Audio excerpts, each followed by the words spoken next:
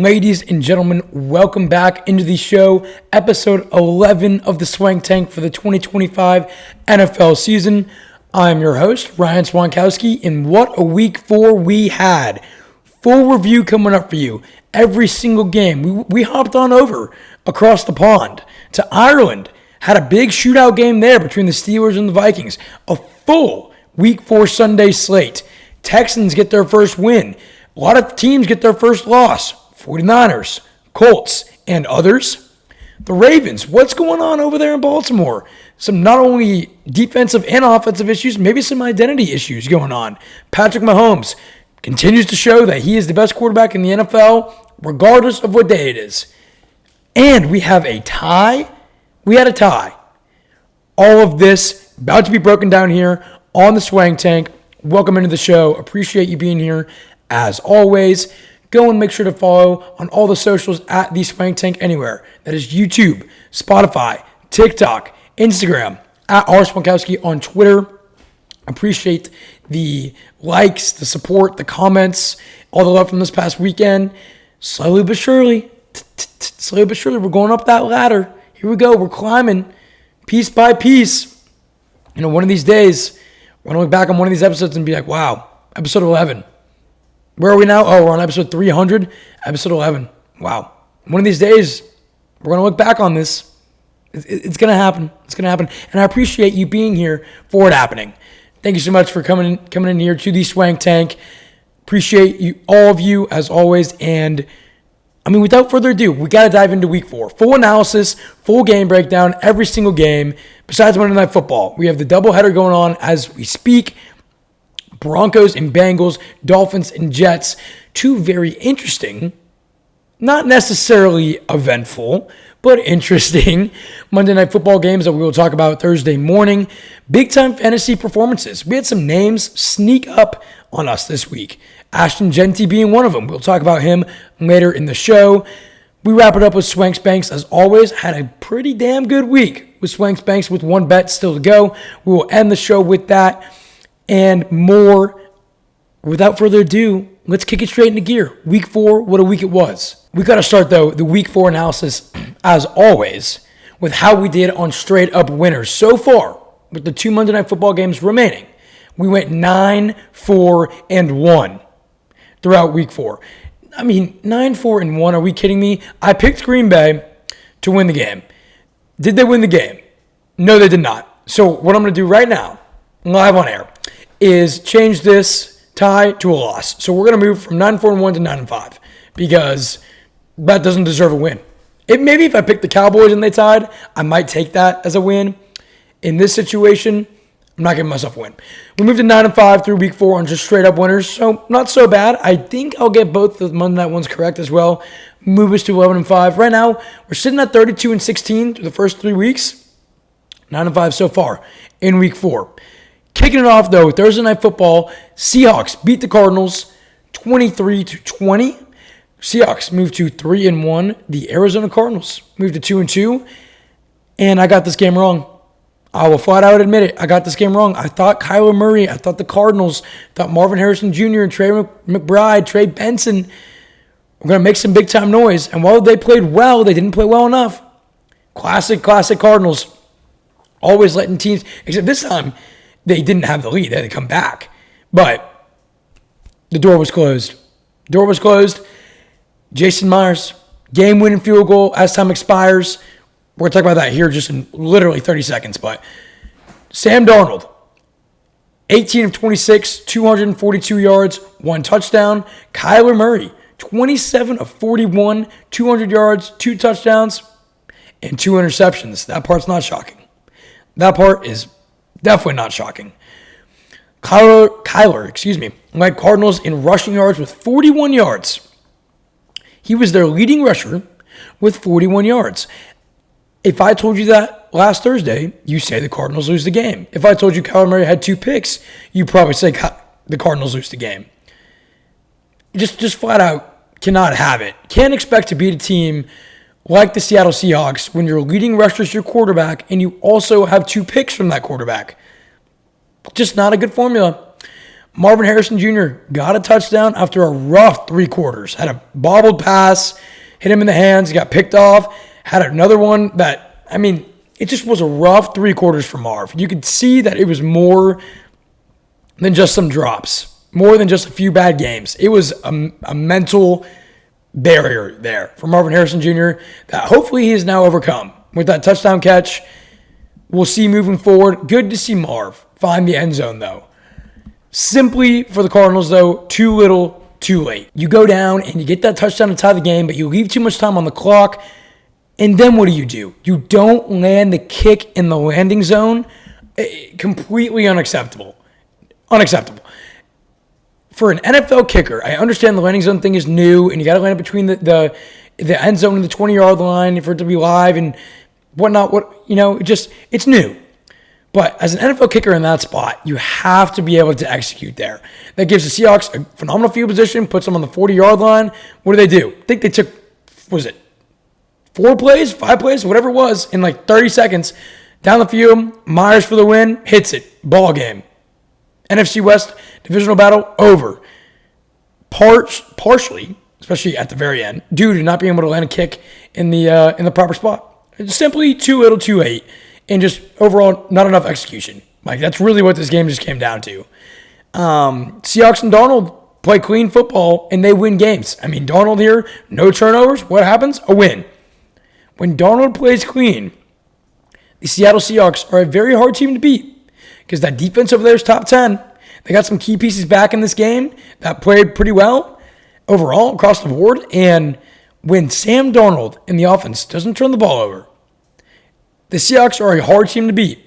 They are a hard team to beat. They kind of are a team that can beat themselves more than have others beat them. In this game, they executed well, and they come away with a late-time win. So big win here for Seattle. Kyler has struggled against the Seahawks in the NFC West overall in his career. That continued along here. Cardinals O-line gave up 6 sacks. Couldn't get the run game going, like I mentioned, with Murray leading the team. Credit to AD over there, their defensive coordinator, and credit to Mike McDonald. Just got to give them their flowers. Good win, gritty win, tight NFC West battle. Game winner at the buzzer for Myers. That's all she wrote. Seahawks win 23-20. May move to 3-1.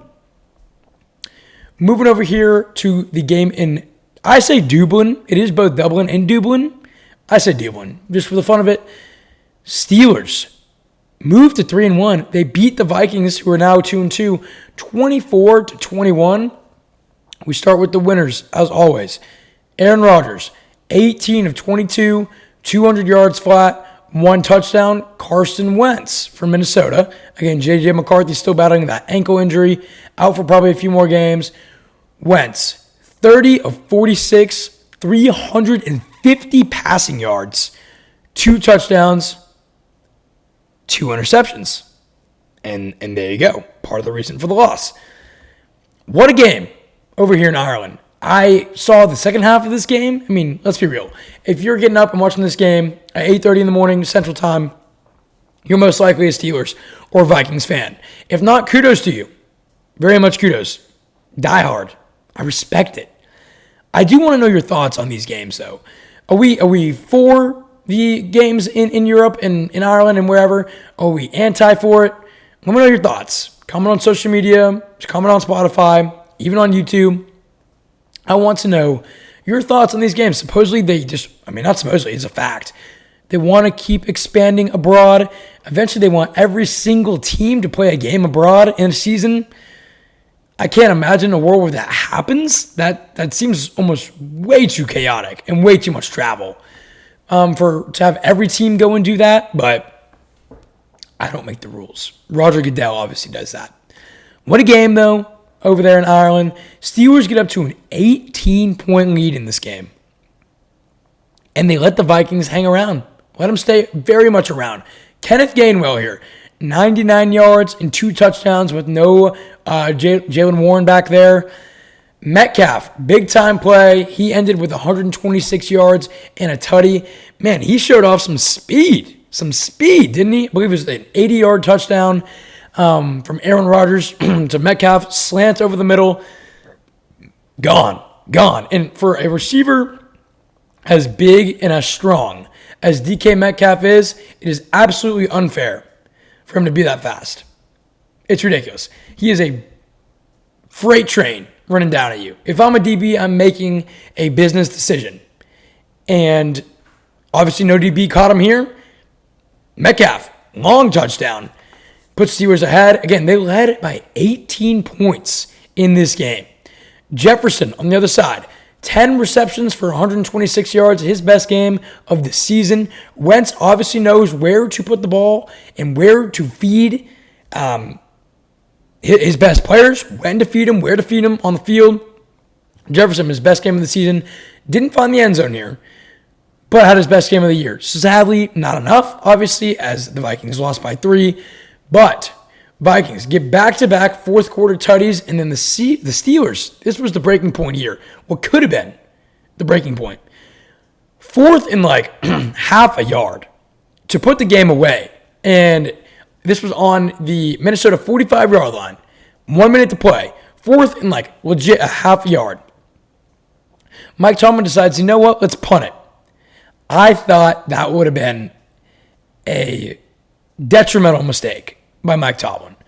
If you don't think you can seal the game by getting a half yard on a fourth down, feels like you don't have a ton of confidence in your offense. No. It shows you don't have a ton of confidence in his offense. Was that mainly maybe due to Jaylen Warren being out of this game? Maybe so. Definitely maybe so.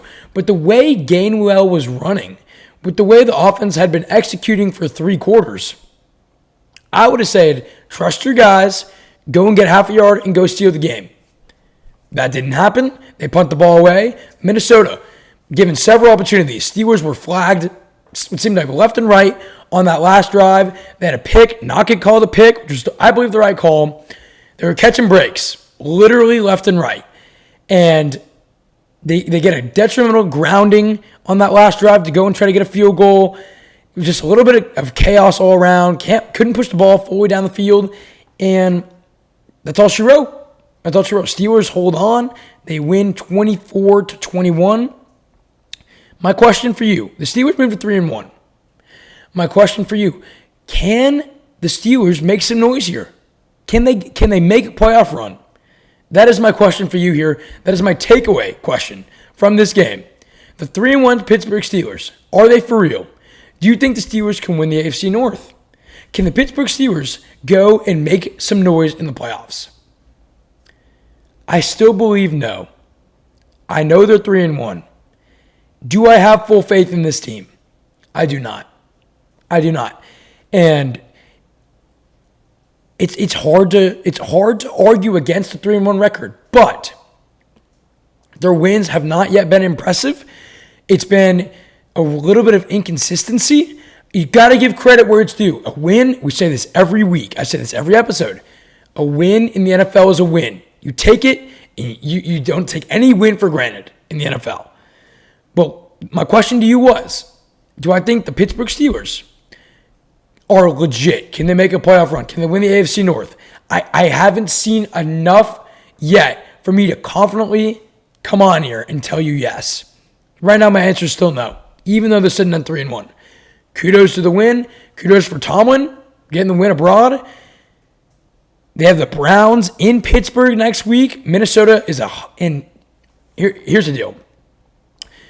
Steelers have the Browns in Pittsburgh next week. That should be a win. They could move to 4-1. Is the conversation different if they go and beat the Browns by 20? I think so. It very much could be. Flipping it over here, Minnesota, hard team to read. 1 week their defense is top 5. Next week their defense is not even sniffing around the top 15. Offensively, obviously when you have Carson Wentz at the helm, it's going to be some inconsistency. 1 week Jefferson has high volume. Next week Jefferson has low volume. Wentz this week, clean football. Wentz 1 week, unclean football. I need to see more consistency from both of these teams. Hard-fought battle over there in Ireland. Steelers win 24-21. Let's shift gears here now over to the noon slate. The Atlanta Falcons moved to 2-2. They beat the Commanders, who fall to 2-2, 34-27. Michael Penix Jr., 20 of 26, 313 yards, 2 touchdowns, 1 interception. Marcus Mariota getting a second straight start for the injured Jaden Daniels. He'll be back next week for sure. 16 of 27, 156 yards, 2 touchdowns, and 1 interception. Let's start off here. We bring up Bijan Robinson, a top 3 running back in the NFL, 106 receiving yards. Led, or didn't, just barely, did not lead the Falcons in receiving yards. Drake London had 110 here and a touchdown. Other side of the ball, Deebo Samuel, 72 yards and 1 touchdown. This game, honestly, there's not too much to break down. Obviously, both of these defenses still have a lot of question marks. Atlanta was missing Terrell, was missing James Pierce Jr., some other pieces. The Commanders, their defense has just been a little shaky all season long. You saw it here. And the Atlanta Falcons needed a huge bounce back win here, and they got it. I predicted it, and they got it. Mainly from Michael Penix Jr., though, you needed to see more consistency. 20 of 26 for 313, 2 tutties, 1 pick is a stat line I take every single day out of Michael Penix. Putting up 34 points, Atlanta Falcons, great. They have so many weapons, and Penix was able to utilize them in an efficient way this game. Bijan had a lot of volume. London, 110 and a tutty. Pitts with a touchdown. You're getting your main guys involved. That's what they just need to do more consistently. And it falls mainly on Penix and Zach Robinson's play calling. In this game, I thought they would turn it around. They definitely did. They felt control, like they were in control this entire game, in my opinion. And they were able to close it out. Great things happen when you put the ball in your best player's hands. And the Falcons have a lot of mouths to feed. It's a relatively hard thing to do. When you have a lot of talent, it's hard to feed everybody on that offense. But when you can do that, again, in an efficient manner, Penix, only 1 turnover here. Great things happen, especially when you give Bijan Robinson the ball. 106 receiving yards, like I mentioned. Falcons just controlled this whole game. They still have question marks on defense. The Commanders still have question marks on defense too. I think they'll obviously be okay. They had no McLaurin here. They had no Daniels here. That's their best 2 players. JCM was a little dinged up. I'm not worried about them offensively. Hell, I mean, they put up 27 still with Mariota. My big takeaway here, the Commanders are going to be okay. But for both these teams overall, I have question marks moving forward with their defense. Yes, the Falcons need pieces back. The Commanders, you're not missing that many pieces over there, to my knowledge. I need to see better defensive play from Washington in order for me to start having more belief in them. They're more of an offensive team than they are defensive, right? With Daniels and McLaurin and Deebo, JCM, Rodriguez. They got pieces over there. Ertz. They're a talented team. So I'm not worried about them offensively. I am a little bit defensively. I am. Penix was only sacked 1 time in this game. Looked very calm in the pocket. Again, he went 20 of 26. That's the Penix you love to see. A Washington Husky Penix is what I said we needed to see last week. We saw it here this week. Utilize his big-time weapons. And, they still have some things to clean up, but it was a very big and much-needed bounce-back win for the Atlanta Falcons. Commanders just need to be healthy. They'll be okay. Not too worried about them. They do still have some questions on defense they need to figure out. Falcons win 34-27 in a much-needed bounce-back game for them. Let's go straight into Buffalo here. Buffalo Bills move to 4-0, defeat the New Orleans Saints, who fall to 0-4. Final score 31-19. The Saints do indeed cover. When we talked last week about this game, the line was 15.5.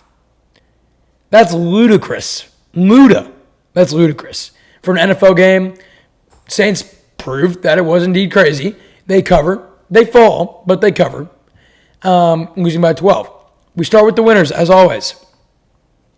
Josh Allen, 16 of 22, 209 yards, 2 touchdowns, 1 rushing touchdown as well, so 3 total, and an interception.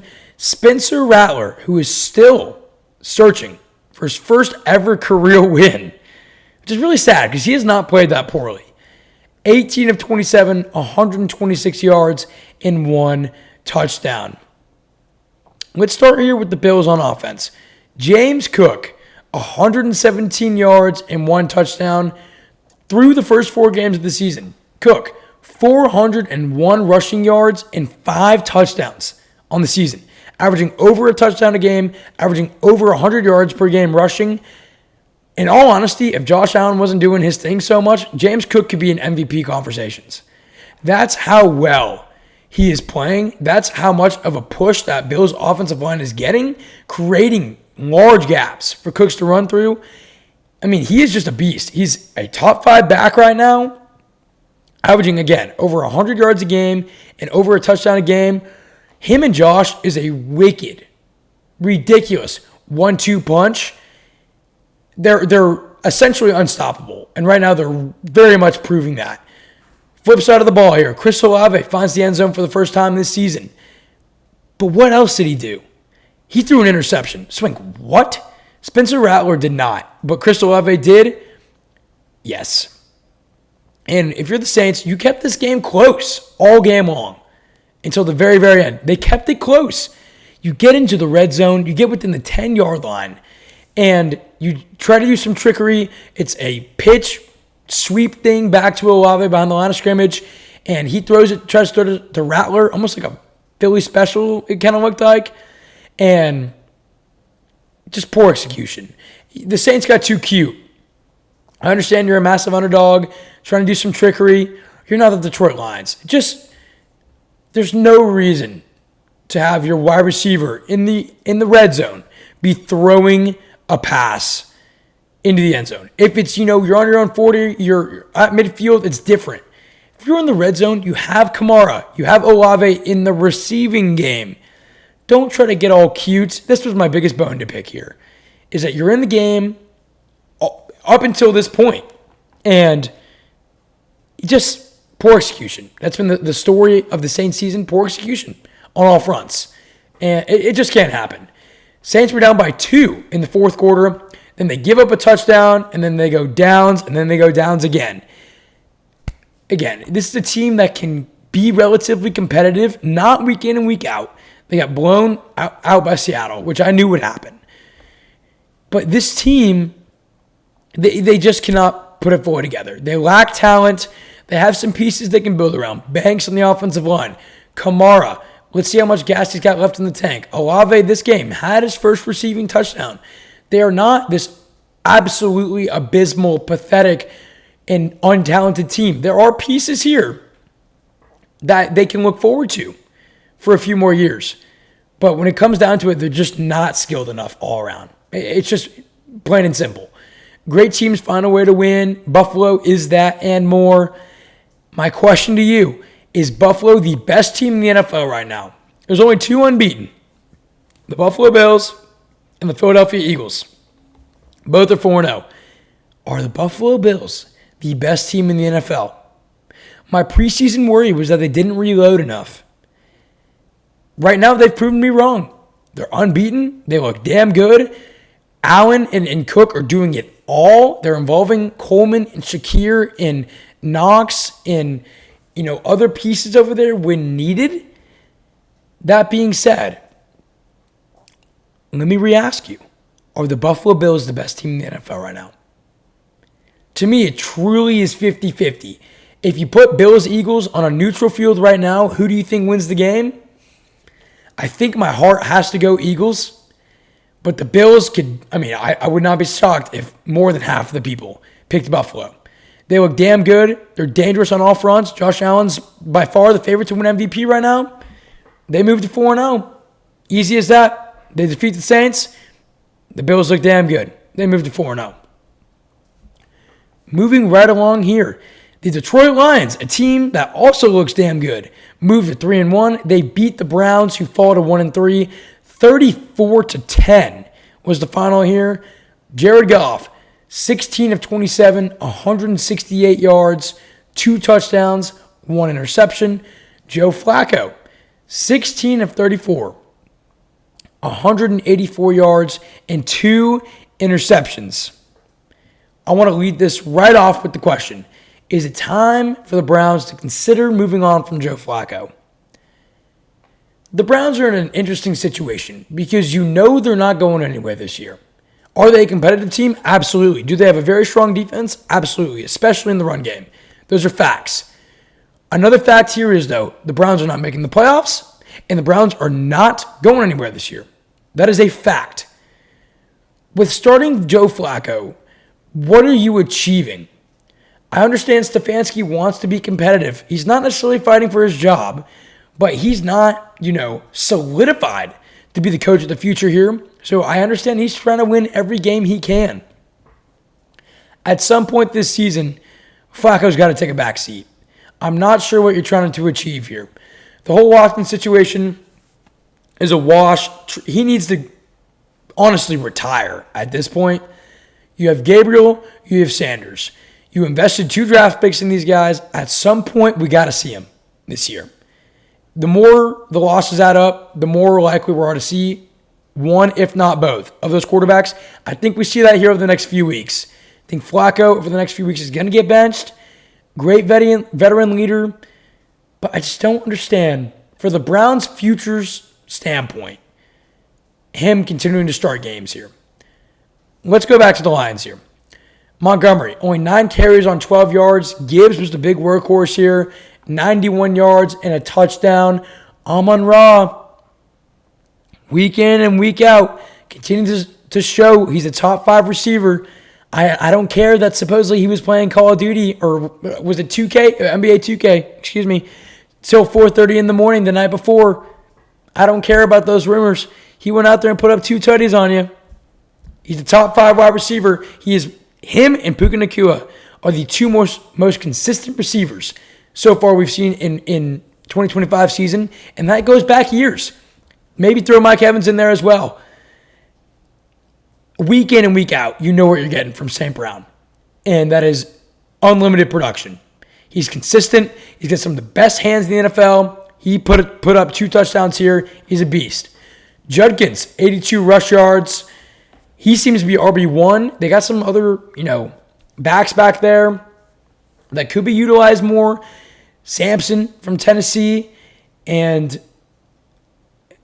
the Browns, it's just, like I said, we need to see a change of quarterback. And I think within the next few weeks we see that. But Judkins is a lone bright spot on that offense. Rushing well, fresh legs, obviously. If he can just continue to stay away from some off-field issues that he had this past offseason, he'll be a good back. He'll be a very good back. I like the promise I'm seeing from Judkins, and I'm sure Browns fans are too. Lions here, 0 sacks given up. Myles Garrett did not sack Jared Goff. Jared Goff did not get sacked in this game. He rarely ended up on the ground in this game whatsoever. Huge, huge, huge. When you keep Goff off the ground, you keep Goff protected, great things happen. Only 1 pick here. I said as long as the Lions don't somehow turn this ball over 3 times, they win this game pretty easily. That happened here. I mean, that's not a take. Just play clean football. The better team will win most of the time here. That was just simple here, the Detroit Lions. On defense, caused 3 turnovers. Lots of 3 and outs here for the Browns. I mean, a lot of 3 and outs or very, very short drives. 3 turnovers forced by that defense for the Lions. The Lions continue to show that they can win the NFC North. That is the biggest takeaway here. They are playing fantastic football in all 3 phases. Obviously, offensively, defensively, and special teams. They had a big punt return for a touchdown here. Khalif Raymond goes up in the stands and gives his wife or fiance, one of the two, a little kiss. The Lions are rolling right now on all 3 phases. Defensively, 3 turnovers. Special teams, touchdown in this game. Offensively, Amon-Ra, Gibbs are very much involved. They're rolling. They are proving that they can win the NFC North. They're here to say that they are on top of the NFC North with Green Bay in their tie. They are indeed now. They are such a dangerous team. Dan Campbell is proving some people wrong. Me, I knew the Lions would be good, but the way they're playing right now is at a higher level than I thought they would be playing in week 4. I will admit. Kudos. They're so talented on both sides of the football. Hutchinson looks good. He got a little dinged up. I believe he's okay. They're just so damn good in all 3 phases. Lions beat the Browns 34-10. Rotating over here to a kind of another blowout game. Not too much to touch on here. Drake May and the New England Patriots moved to 2-2, defeat the Carolina Panthers, who fall to 1-3 by a score of 42-13. Drake May only threw this ball 17 times, and the Patriots put up 42 points. May, 14 of 17, 203 yards, 2 touchdowns, and a rushing touchdown as well, so 3 total. He also hit a little Cam. He hit a little Superman.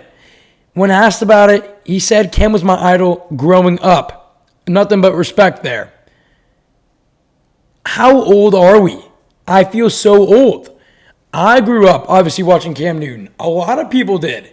And for Drake May to say, yeah, he was my idol growing up, watching football, we're old. I'm old. My Lord. Drake May, nonetheless, phenomenal game from him. Saw that one coming, by the way. Bryce Young, 18 of 30 for 150 and a tutty. No turnovers here from Young, which is good, but yikes. I mean, the Panthers are just the definition of inconsistent. Let's flip back here to the Patriots, and then we'll go way into the Panthers. Diggs, 101 yards, his best game of the season. Henderson and Gibson both get a rushing TD. Everybody ate in this game. It was a lot like the Lions. Special teams ate. The running backs ate. Drake May got his. Diggs with over 100 yards. It was very much similar to this Lions game, in a sense. For a New England Patriots offensive standpoint and just their overall production this game, looked a lot like the Lions, honestly. I'm in no way saying the Patriots are the Lions. In this game, though, similar vibes. The Panthers. Last week, you go and beat the Atlanta Falcons 30-0. Obviously, that was a one-off, because then you come into this game and get the absolute doors blown off you on both sides of the football. Bryce Young, towards the end of the game, looked like he just flat out gave up.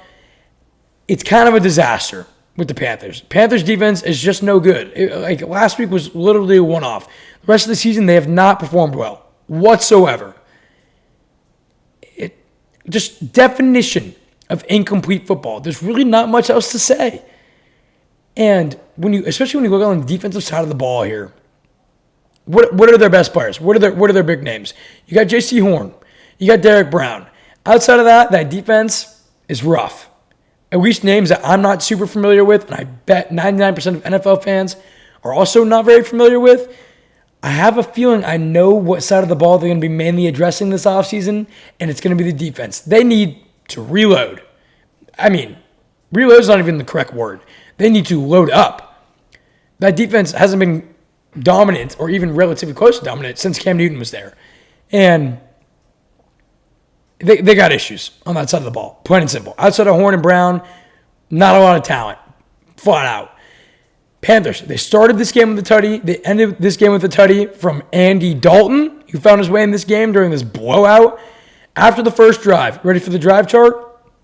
The Carolina Panthers went punt, missed field goal, punt, downs, punt, downs. Just terrible. Terrible. Patriots had a punt TD. On the flip side, special teams tutty, 3 rushing touchdowns for New England. Panthers just have a long way to go. That's the big takeaway here. Patriots get a nice win. They go at Buffalo next week on Sunday Night Football. They move to 2-2. The Panthers fall to 1-3. Shifting gears here in a major way. What a great game this was. The New York Giants get their first win of the season. They move to 1-3. They defeat the LA Chargers, who move to 3-1. Final score here, 21-18. One of the best games of the weekend. Jackson Dart. On this show, we start with the winner. Jackson Dart moves to 1-0 in his career.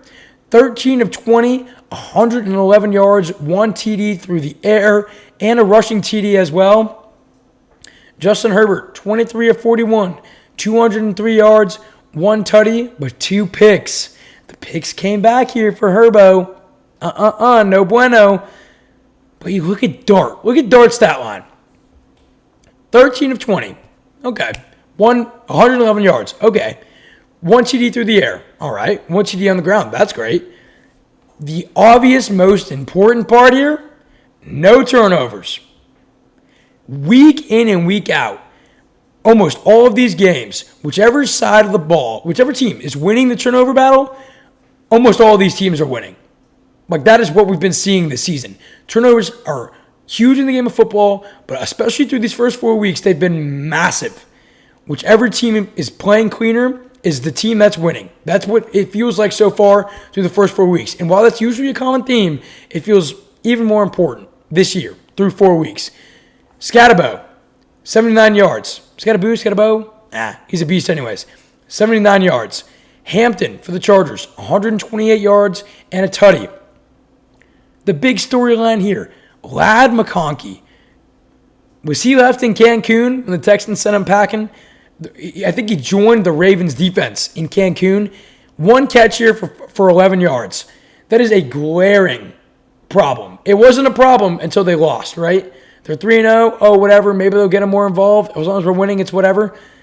When you start losing, it's different. The storylines are different. Ladd, one catch for 11 yards is completely unacceptable.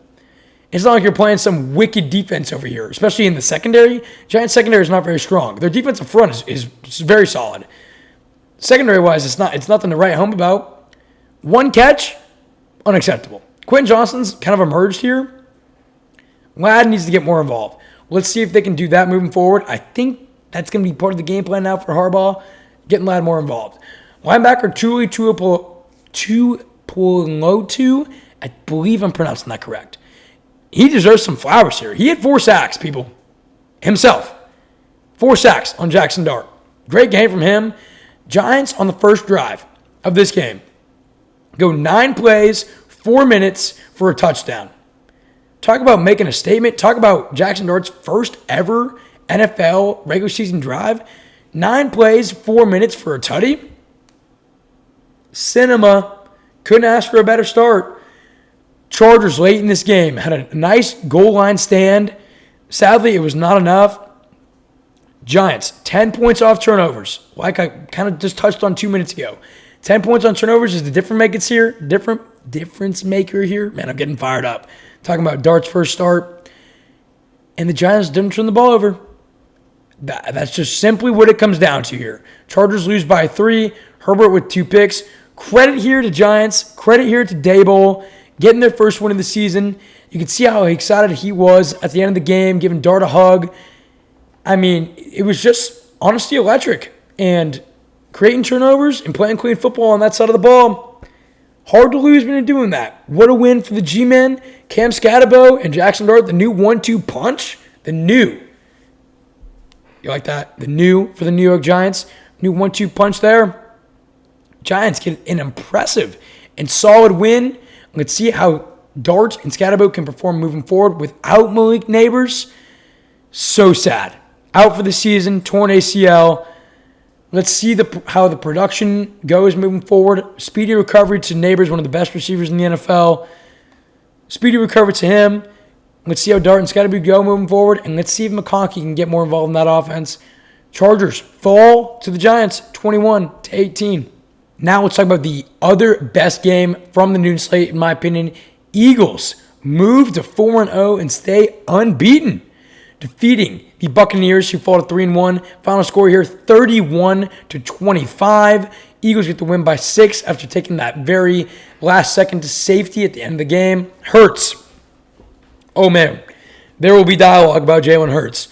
15 of 24, 130 yards, 2 touchdowns. Baker Mayfield, 22 of 40, 289 yards, 2 touchdowns, and 1 interception, which was costly interception there from Mayfield. What a game. Everybody knew this would be one of the best games of the weekend. I honestly thought the Eagles would win by more. They seemed in absolute control up until, that kind of mid-fourth quarter rolled around. Let's start here with Barkley. 43 rushing yards for Saquon Barkley. What is going on in Philly? They're not running the ball well. So here's what's weird. Barkley ends with 43 rushing yards, and he gets a tutty in there, but let's just stick here with the 43 rushing yards. You see that. You figure Jalen Hurts had a great day through the air. He threw for 130 yards. Want to hear the craziest thing? The Eagles had 0 passing yards in the second half of this game. 0. You heard that correctly. Jalen Hurts had 0 passing yards in the second half of this win against the Buccaneers. On the other side, Barkley had 43 rushing yards. You're asking yourself, how in the world did the Philadelphia Eagles win this game? It's because they are the most complete team in all 3 phases. They can win every week in any which way. We saw it 2 weeks ago. Hurts needed to come back against the Rams through the air and get it done. He did. They win the game. This week, you don't have Barkley running well. The offensive line looks a little shaky, especially in the run game. And you got, in the second half, nothing going on for you whatsoever through the air. Literally 0 yards. And you still come away with a win. How so? Because you start the game off blocking a punt and taking it for 6. Because your defense comes up clutch in the fourth quarter, picking Mayfield off in the red zone. This team is so damn consistent in just always finding a way to win. Special teams, defense, offense, you name it. You name it. Incredible. A.J. Brown, 2 catches for 7 yards. If I tell you 3 things, the Eagles have no passing yards in the second half, Barkley runs for 43, and Brown has 7 yards, you tell me the Eagles lose this game 1,000,000,000%. Yet they continue to find a way to win. Bucky Irving for the Bucs, 102 yards receiving and a touchdown, yet a questionable fumble that he had in this game that led to an Eagles touchdown. Looked like the wrist was down. Still called it a fumble. Costly turnover there. Bucs in the fourth quarter from Baker. Costly turnover in the red zone. I mean, that was really the game right there. They continued to scrap back in all of these games so far. But when you're playing the Eagles, it's going to be too little too late if you go down too big. And that's just what happened here. It's just, what a weird game. Very eventful, very action-packed, very fun game to watch between Baker and Jalen Hurts and that special teams and defense here. The Eagles just flat out continue to find a way to win, always. That is the story, always, with this team. Godwin, 3 catches and 26 yards in his return. Eagles blocked punt for a touchdown, right? I mentioned in the fourth quarter. They can win any which way, any given day. That is the Philadelphia Eagles. Hurts can't get it done through the air. Barkley can't get it done on the ground. Okay, we'll have special teams and defense step up. We'll win the game. We'll go 4-0. Credit to the Eagles. Just, wow. It really is. It's not shocking. It's just, it still is amazing how they continue to find a way to win. That's just credit to the Eagles organization over there. That's credit to the GM Roseman. I mean, that's credit all over the board. All over. Eagles get the win, 31-25. Houston Texans also get a win. They move to 1-3, get their first win of the season. They beat up and destroy the Tennessee Titans, who fall to 0-4, 26-0. C.J. Stroud, 22 of 28, 233 yards, 2 touchdowns. Cam Ward, 10 of 26. Yikes. 108 yards, 1 interception. Not quite the return to Texas Cam Ward was looking for. Man, it is a barn-burning disaster over there. An implosion in Tennessee. Straight up ass-kicking here by the Houston Texans. And, you know, you want to say that things could look brighter for the Tennessee Titans. There is nothing over there. They have one thing to hang their hat on, and that is that Cam Ward is a flat-out rookie, and that in 5 years, in 4 years, whatever, that he could be a really phenomenal player. He already can be a phenomenal player. I don't want to be mistaken here. But obviously the Titans are several years away from even being relatively competent and competitive. It starts with Callahan. His ass needs to be gone. It needed to be gone, in my opinion, last week.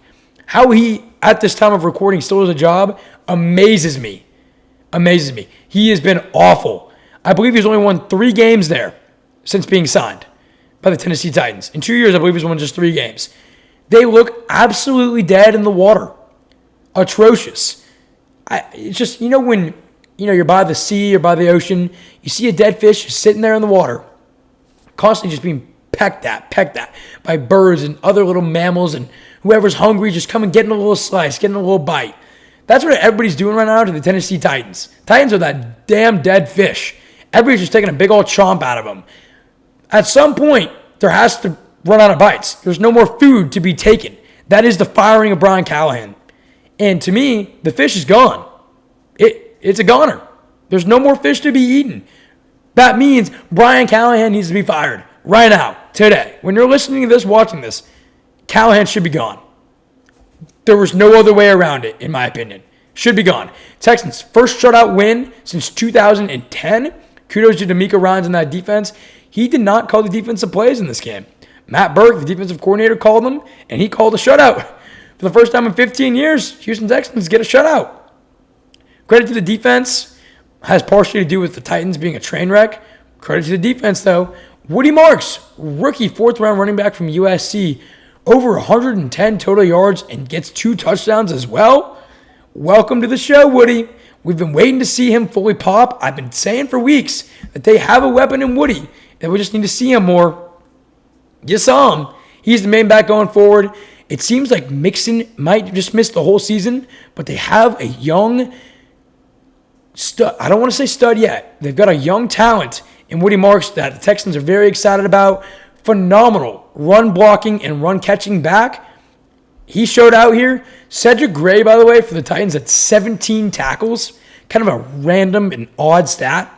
17 tackles, though. I believe he led the team by 8 tackles. Had quite the game. Titans missed 2 field goals, I believe both in the first half. Longest drive was 11 plays. Okay, not terrible for the Tennessee Titans. Then it was 7. Their third longest drive of the game was 5 plays long. Just could not get anything going. Cam Ward completed only 10 passes in this game. Callahan needs to be fired. That is the end-all, be-all here. Also, funny, just a little side note here. Mike Tannenbaum, before the season started, said the Tennessee Titans could win this division live, on air. I believe it was on First Take. And it was ridiculous then. It's even more ridiculous now. I wish he would show ownership for that. Probably won't. He said, the Tennessee Titans can win this division. They can win the NFC South. AFC South. I mean, what in the world was that take? I am not letting that be forgotten. Worst take I'd ever heard. I actually screen recorded it and kept it in my camera roll just to have a reminder. Worst take I've ever heard. Like, honestly. And I knew that before the season even started. D'Amico Ryans gave the defensive play calling over, was able to focus a little bit more on the offense there with Nick Caley. Texans win 26-0. They looked much better here. Stroud didn't turn the ball over. He had his best game of the season. They go to Baltimore next week, which is one of the most interesting games, not only of the week, but of the season across all teams. Texans get it done 26-0. Callahan needs to be gone. Flat out. Rotating here to the Rams. The Rams, 3 o'clock slate, defeat the Indianapolis Colts 27-20. Rams move to 3-1. Colts fall to 3-1 and take their first loss. Stafford, 29 of 41, 375 yards and 3 touchdowns. What a start to the season for Matthew Stafford. We're going to get to that a little bit later. And comparing him to a little bit of maybe Dak Prescott. What a game from Stafford. Indiana Jones, 24 of 33, 262 yards, 1 touchdown, 2 picks. The big factor here, 2 picks. Which team had more turnovers? The Colts. Who won the game? Not the Colts. Let's talk about it. Speaking of turnovers, A.D. Mitchell. Wow. That's the worst fumble I've seen in a long time. A.D. Mitchell catches a dart here from Indiana Jones and takes an unbelievably great play. Spin move, breaks out of the tackle, goes down the sideline, just transitions the ball to a different hand to maybe showboat a little, to just extend the ball, whatever it is. Fumble out of the back of the end zone. Unacceptable play from A.D. Mitchell.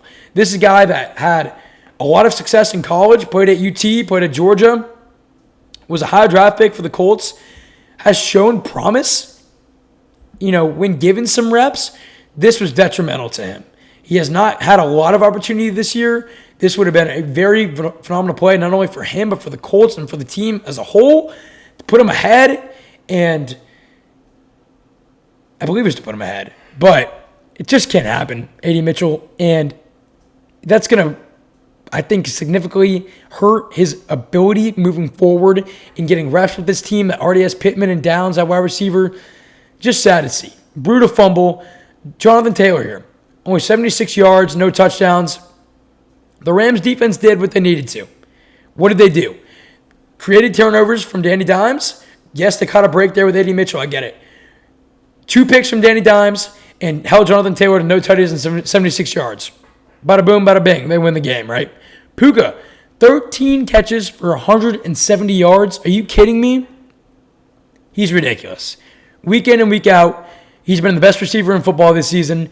That's clear. And he throwing a touchdown in there as well. 170 for a touchdown, 13 catches. Unbelievable. He is so damn consistent. His route running's fantastic. He does not drop the ball. Right now, he's the best receiver in the NFL. Fact. That is a fact. Especially through the first 4 weeks alone, that being our sample size, there's no debate there. Jones' 2 picks came in the first drive and the last drive. Poor timing. Jones didn't regress here. He still overall played well, 262 and a tutty. Just the 2 picks came at a bad time. You can't start the game with a pick, can't end the game with a pick. Bad formula there. 2-2 Atwell. 88-yard touchdown for the lead. I believe he only had 1 catch in this game. Took it 88 yards to the crib. First play of the drive for the Rams in the fourth quarter to take the lead. To me, the Colts really let this game just get away from them. The A.D. Mitchell fumble, the 2 interceptions in bad timing, the explosive play by Atwell. It's just, they didn't capitalize when they needed to. They let this game get away from them. Credit to the Rams, though, for being resilient. That defense did what they needed to in order to win. Danny Dimes turnovers, holding Taylor to only 76 yards. My question to you here, who do you have winning the NFC East now? Or, the NFC West? Is it the Rams? Is it the Niners? Is it the Seahawks? The Cardinals are still very much alive, too. The worst team in the NFC West right now is 500, and that is the Arizona Cardinals. It's a very good division. It's a very competitive division. Rams get the win. Think about that question this week. Who do you have currently winning the NFC East? Is it the Rams? Very much could be. They look damn good. Get the big win against the Colts. They moved to 3-1. Colts fall to 3-1. Rams win 27-20. Let's keep this 3 o'clock slate chugging along here. The Jags, I said last week that the Jags, I would not be surprised whatsoever if the Jaguars go into San Francisco and win this game. And there you have it. Jacksonville moves to 3-1. They beat the 49ers, who fall to 3-1, get their first loss of the year. Final score here, 26-21. Trevor Lawrence, 21 of 31, 174 and 1 touchdown. Brock Purdy, 22 of 38, 309 yards, 2 touchdowns. And how many picks? 2. Oh, and what else? A fumble. 3 turnovers from Brock Purdy alone. And who won the game? Not the 49ers. We'll touch on the Jags turnover differential here as well in just 1 sec. But again, you see the team winning the turnover battle is winning the game. Jaguars, what a win. What a win. Lawrence didn't have to do much here. 174 in the tutty. Brian Thomas Jr. didn't do much here either. I believe he only had like 46 yards or whatever it was. 49 yards from BTJ. The Jaguars keep finding a way to win even though their passing game has looked very shaky. ETN, 124 rushing yards here in a tutty. Thomas, again, 49 yards. Flip side of the ball, McCaffrey, 92 yards receiving. He led the team by more than 30 yards. Your running back, who obviously led the team in rushing, also leads your team in receiving by more than 30 yards. That's not good. I understand McCaffrey is such a difference maker and a playmaker, and you want him to do a lot for you. But, I mean, leading both receiving and rushing and receiving by more than 30, come on. Come on, Purdy. Come on. And I understand there's no Kittle, and Jennings came out, and Pearsall came out. It's yikes. It's sad watching the Niners play because they have the injury bug times 5. Every game, they're having a big player go down. It's hard to watch. It's sad. Jags, 4 total turnovers created here and a punt return for a TD. Similar kind of fashion to the Eagles. The passing game really hasn't been there all season, but the defense and special teams shows up when needed, and they're getting a win. They reminded me, just in week 4 alone, of how the Eagles won. With a punt return for a TD, defense causing 4 turnovers. Jaguars now have a +9 turnover ratio. Anthony is it Campanile? Campanile. Some of these names are just hard to pronounce. Defensive coordinator for the Jags is cooking. He was the linebacker coach in Green Bay last year. Comes over into Jacksonville with Liam Cohen at the helm, and they're doing a damn good job. Jags are 3-1. Defense is firing on all cylinders. Again, 9 turnover differential here in the Jaguars' favor is incredible.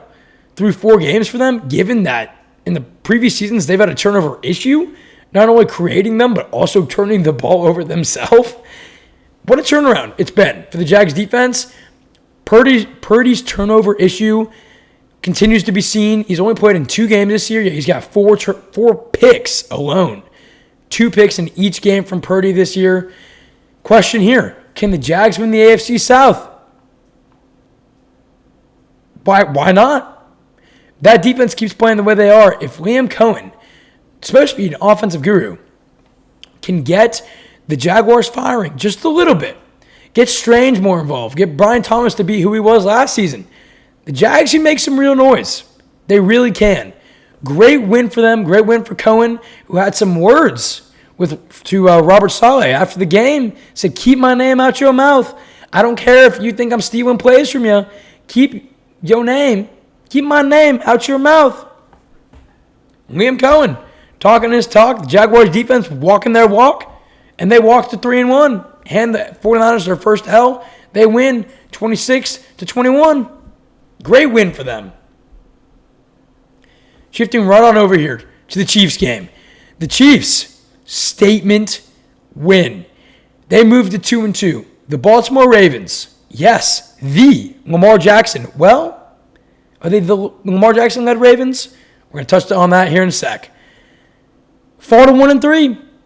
They lose 37-20, but even though it was a 17-point loss, it felt like a 40-point loss for the Baltimore Ravens. We start with the winner, Mahomes, 25 of 37, 270 yards, and 4 touchdowns. Classic Patrick. Primetime Patrick. 4 tutties, no picks, 270. Lamar Jackson, 14 of 20, 147 yards, 1 touchdown, 1 interception, 1 fumble. This was not the Lamar Jackson we had seen through the first 3 weeks of the season. Plain and simple. He left early with a hamstring injury. Hold on. Let me put air quotes here on hamstring injury. Not sure how severe it is. I don't believe it to be super severe. Harbaugh came out and said that he did indeed have a little injury there. That's why he got pulled out of the game. Pulled or optionally out. Taking himself out of the game. Who knows? Lamar, regardless of what we want to believe, came out of the game when they were getting kind of the brakes beat off them. Good old Chiefs ass kicking here. And this is why you choose Kansas City to win. Like I did, a little pat on the back. When they are home underdogs. Does that bode well usually for anybody? Typically not. The Eagles did it earlier in the year, I get it. When you're home underdogs, the Kansas City Chiefs, you pick them to win. 8 times out of 10. 9 times out of 10. Worthy, though, led the Chiefs in rushing yards here with 38. The Chiefs' run game is still very much an issue that they need to get figured out. Granted, they won the game, right? You take the win. Your wide receiver, who just came back from injury, leads your team with rushing yards. He didn't have 100. He didn't even have 70. He had 38 rushing yards. That bodes to be a problem that needs to be seen. and focused on for the Kansas City Chiefs. The run game has been inexistent. The offensive line has not been strong in the run game. That's still very apparent. It's still very much an issue for them. Something to watch. Continuing on past week 4. Absolutely. 4 different players here, though, for the Chiefs got involved with a receiving touchdown. Pacheco being one of them. Thornton being one of them. I believe it was Schuster also being one of them. Everybody ate. Mahomes was just going around, family dinner, you get some, you get some, you get some, you get some. Classic Mahomes ass kicking at home. Lamar, in this game to me, looked tired. I don't want to say he gave up. I'm not trying to speculate that the injury is not a real thing and that he really truly pulled himself out of the game, which it did somewhat look like. To me, he just looked flat out tired. This man, through the first 3 weeks, was putting up so many points, was doing everything. Derrick Henry was not able to get going, really, since week 1. Lamar was the entire team, not just the offense, the entire team. Their defense has been freaking Swiss cheese. And so he's had to put up 40, 50 points every week just to stand a chance in these games. And what are they? 1-3. He looked tired. And in all honesty, I can't really blame him, because his defense is doing him no favors. Derrick Henry's not being involved and putting up the production like we're used to seeing. Lamar looked tired, man. And it's hard to put blame on him, because through the first 3 weeks, he's been freaking dominant. Yet they were 1-2. They leave this game 1-3. This Ravens defense is obviously the main problem. It's terrible. Madubuike announced today out for season. It looks bad. The Ravens got really dinged up in this game. Lamar, Madubuike now being announced out for season. Marlon Humphrey got dinged up. Ronnie Stanley got dinged up. They are now not only injured, but lacking a true identity. And it is bad. Zach Orr as a defensive coordinator. And, I think they're missing Mike McDonald. Last year, the defense for the Ravens was still solid. They were flying around. They were physical. They had pop. You saw the pop in McDonald's first year gone in Seattle. This year, I feel like you kind of miss him. It's evident you miss him. Zach Orr is now moved on to the hot seat. Now they got injuries stacking up. Organized chaos, quote, was supposed to be Zach Orr's defense. That's what he said was supposed to be the defense for him. I believe when he got the job as the main DC. Organized chaos. Remove the organized, and that's what this whole damn team is. It's freaking chaos. I mean, just wow. The Ravens are in trouble. Credit to Mahomes for getting a big-time win and moving to 500. Patty doing what he does best, playing well when needed most. The Ravens are in trouble. At home against Houston next week, maybe no Lamar, without going to be a few other pieces as well. Just wow. The Baltimore Ravens are in some really big trouble. The defense looks like literal crap. Let's see how they go next week. If they fall to the Chiefs, move to 1-3, and lose 37-20. Wrapping this up here with our last game of the 3 o'clock slate, the Chicago Bears, the 500 now. Chicago Bears, they have moved to 2-2, beat the Raiders, Las Vegas Raiders, by a final score of 25-24. The Raiders started 1-0, now have dropped 3 straight. They moved to 1-3. Caleb Williams, 22 of 37, 212 yards, 1 touchdown, 1 interception. Geno Smith. Well, time to start some real dialogue about Geno Smith. 14 of 21, 117 yards, 2 touchdowns, and 3 interceptions. The Bears win on a blocked field goal here. Supposedly, the center or the snapper here on special teams for the Raiders has a little tell when he's about to snap the ball, a little movement right before he does it. And apparently the Bears special teams knew that, and it showed up. Blocked field goal for the win for Chicago, and it feels like that script has been flipped. Last season, couldn't catch a break, right? Kind of starts with that Hail Mary against the Commanders, where any play that was 50-50 or any play that doesn't, any major play usually went against Chicago last year. Almost bad luck.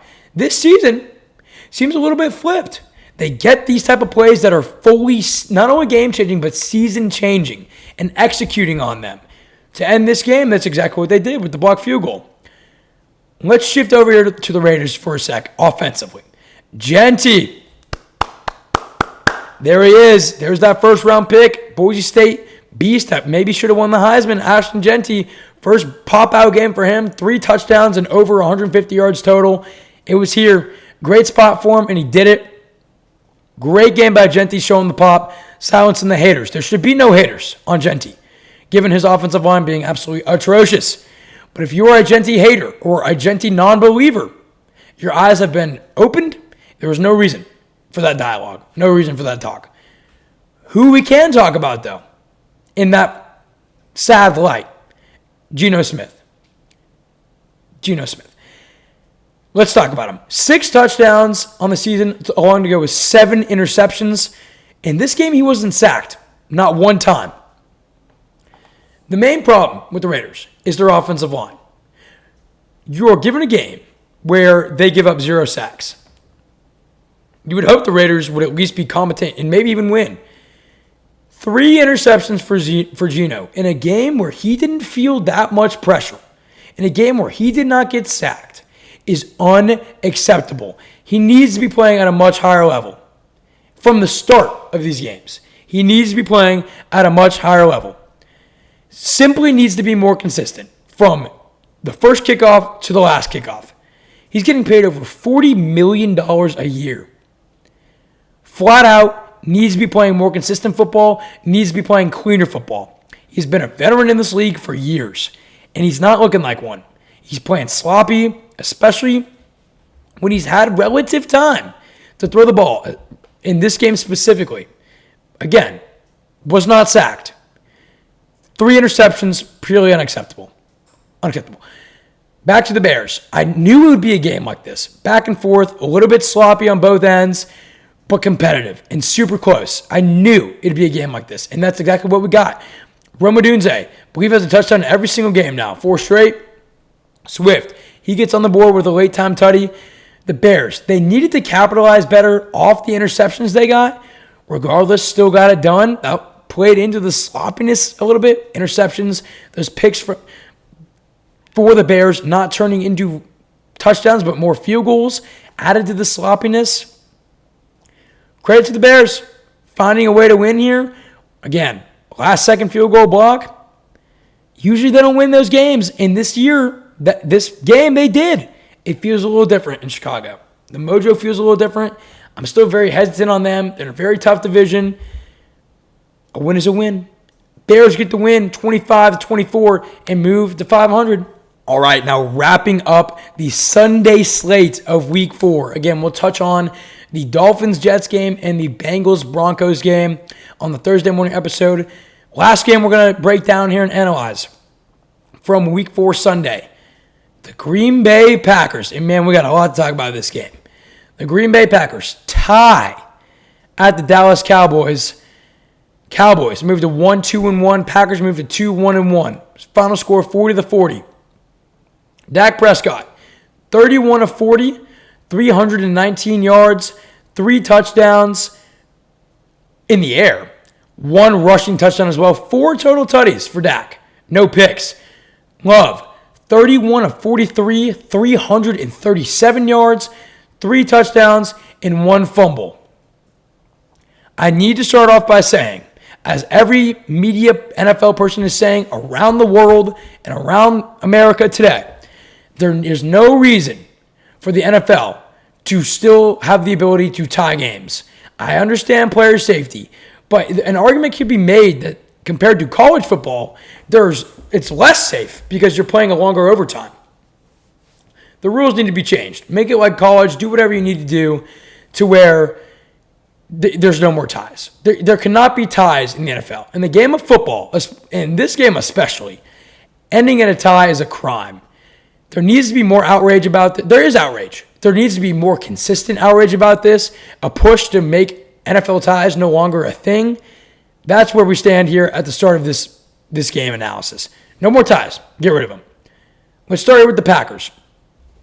Romeo Doubs and his big little helmet cover that gets memed on, a little Guardian cap.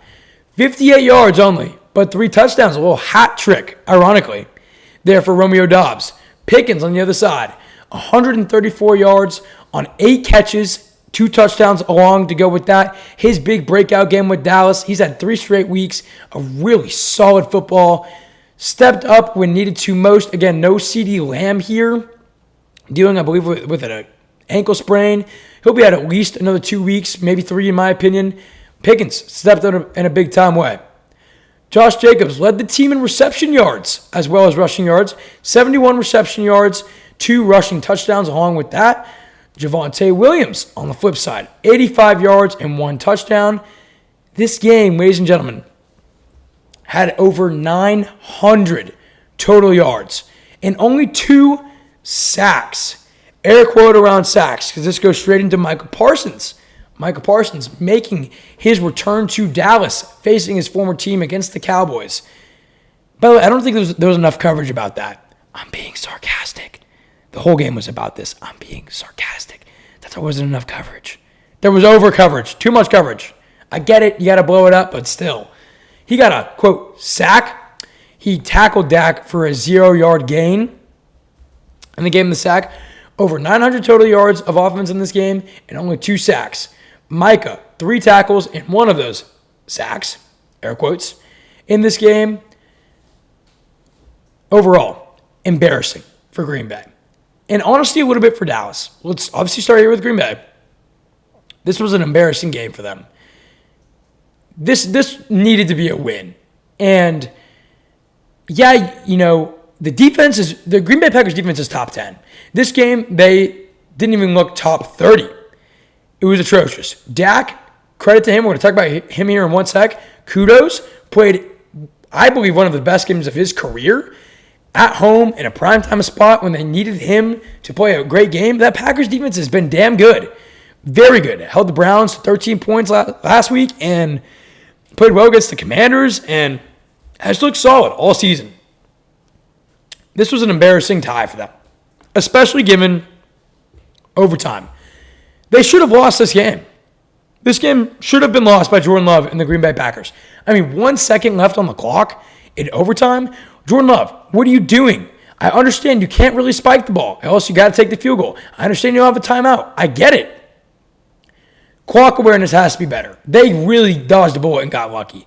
Love throwing it out the back of the end zone, hits the back of a player, falls to the ground, 1 second left. Dallas home clock operator, you got to know to let that thing tick. And if refs want to review it, let them review it. Let that second come off the clock. Wow. Packers got lucky. Their defense got exposed here. The offense was incredible.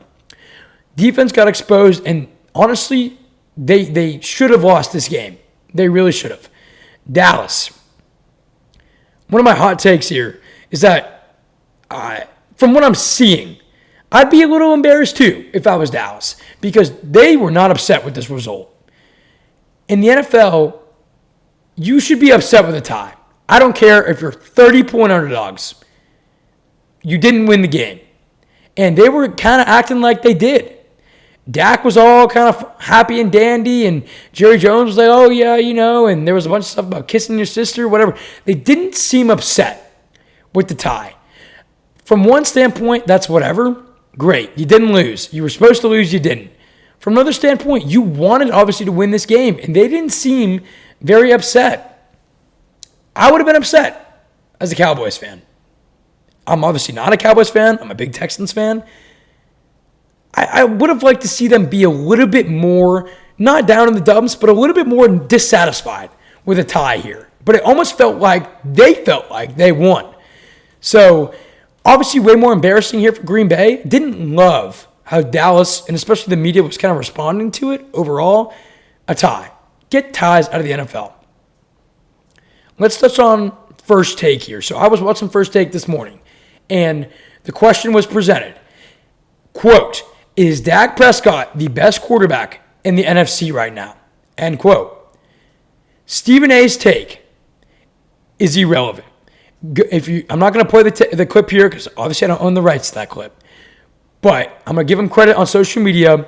and go look for this clip. I'm going to compare my next 45 seconds here of what I'm going to tell you to what Stephen A. said about this question on First Take in 45 seconds. I'll tell you this. He brought up Dak's playoff record. He brought up that he needs to be better in the playoffs. This question, is Dak Prescott the best quarterback in the NFC right now, has nothing to do with the playoffs. My answer, and he should have just shot it straight, was that it depends on how you look at it, but overall, no. That is the answer. I want to be very clear. Dak Prescott, for the way he played in this game, deserves unlimited credit.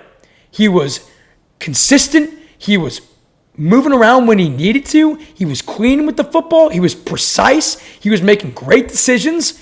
Dak Prescott played one of the best games we've seen this season from a quarterback. That is a fact in all aspects. 4 total touchdowns, no interceptions. It was phenomenal. That being said, the answer is no. He is not the best quarterback in the NFC right now. Right now. Stephen A. Smith, the question is right now. We're not looking at the playoffs. It's been 4 weeks. At the moment, the question is Dak Prescott the best quarterback in the NFC right now? The flat-out answer, all-encompassing, is no. Has he been one of the best passers? Yes. Yes, he has, for sure. He deserves his credit. But the answer to this question, though, is no. He has 6 touchdowns and 3 interceptions on the season, 72.9 completion percentage, along with 1,119 passing yards. Good numbers.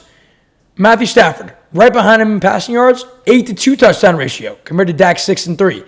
Jordan Love, not too far behind him in passing yards, and has an 8-1 touchdown to interception ratio. And both of them have a completion percentage also not far behind Dak. Yeah, Dak's been playing great. Very well. One of the best games I've seen him play in recent memory in this game. And he deserves to hear that. But the answer is no. Dak Prescott is not the best quarterback in the NFC right now. Daniels is out. I get that. But Goff's playing well. Stafford's playing at an elite level. And Jordan Love is too, in all honesty. If I had to say right now, through 4 weeks, the best quarterback in the NFC is Matthew Stafford. That is my answer.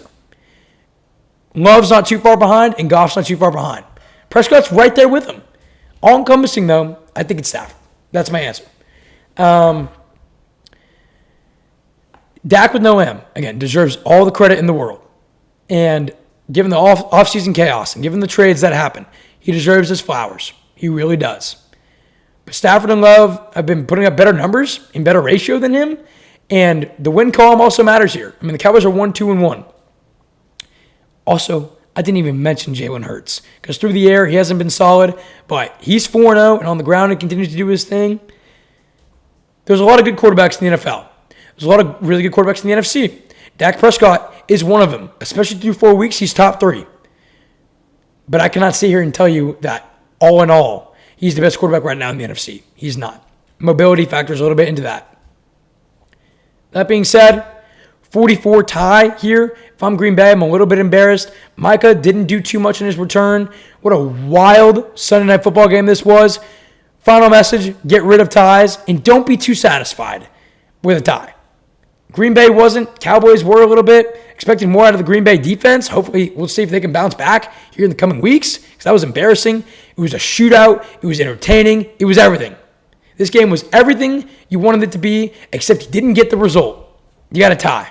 That needs to change. That is your Sunday slate. That is your Thursday Night Football from Week 4. That is your Week 4 analysis and review.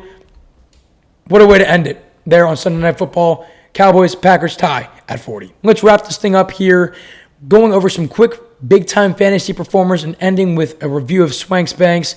I got 4 big-time performers from this past week that I have to mention at the end of the show. Ashton Genty, who we talked about, 3 touchdowns, 138 rush yards, 17 reception yards on 2 catches, 36.5 fantasy points. What a week for him. Genty, the coming out party for Ashton, given his terrible O-line, given Geno Smith playing overall pretty bad, especially given his turnovers. Genty was the bright spot for this Raiders team. Sadly, they couldn't get it done. He had the best fantasy week, I believe, of anybody on Sunday. Puka Nacua, 13 catches, 170 yards, 1 touchdown. Is he the best receiver in the NFL right now? The answer is absolutely yes. 36 fantasy points from him. Dak Prescott, 319 pass yards, 3 touchdowns through the air, 1 on the ground, 30.96 fantasy points from him. Best game of the season for Dak. Best game in recent memory in my eyes from Dak. Number 4, Woody Marks. 69 rush yards, 50 receiving yards, 4 catches, 2 total touchdowns. He was the real surprise of the week. He got 27.9 fantasy points. I have him, I believe, in 3 leagues on my bench. Will he make his way to a starting role for me? Most likely. Will he be probably the most added player in fantasy this week? Most definitely. But if you knew his talent before the season started, like me, you draft him and you store him for later. Those were some big-time fantasy names. Wrapping the show up here real quick. Swanks Banks went 4-1 on Sunday. Falcons money line, Eagles money line, Colts Ram under. My God, was that a sweat? Was that a sweat? That game ended with 47 points. 80 Mitchell from out of the back of the end zone. Tutu Atwell, 88-yard touchdown. It was crazy, but it hit. It hit. Jags plus 3.5. They won the damn game, so that hit. Green Bay by minus 6.5 did not. The Swank Tank moves to 1-3. Yikes. But going into Monday Night Football, we're sitting at an 11-12 record. If the Broncos win, we sit at 500. We take that. The climb back. We started 0-6. Going into Monday Night Football, we're 11-12 on the season. We were 4-1 going into Monday. Let's see if the Broncos can get it done for me. We'll talk about that game and the Dolphins game on the Thursday morning episode. That's going to wrap us up here from the Swank Tank. I appreciate you all so much for tuning in. Hope you enjoyed the analysis, overall reviews of the big games that have already happened from week 4. A great week, as it always was. Turnovers proving to be the big factor. That's the main storyline. We had some big injuries as well, which is sad to see. Can the Ravens bounce back next week? We got so much to talk about on Thursday's episode, recapping Monday Night Football as well. Hope to see you tune in from there. Go and follow us on all the socials. Enjoy your week, and we will see you Thursday morning. Appreciate you all for tuning in. Have a great evening. Have a great start to your week, and we will see you Thursday morning.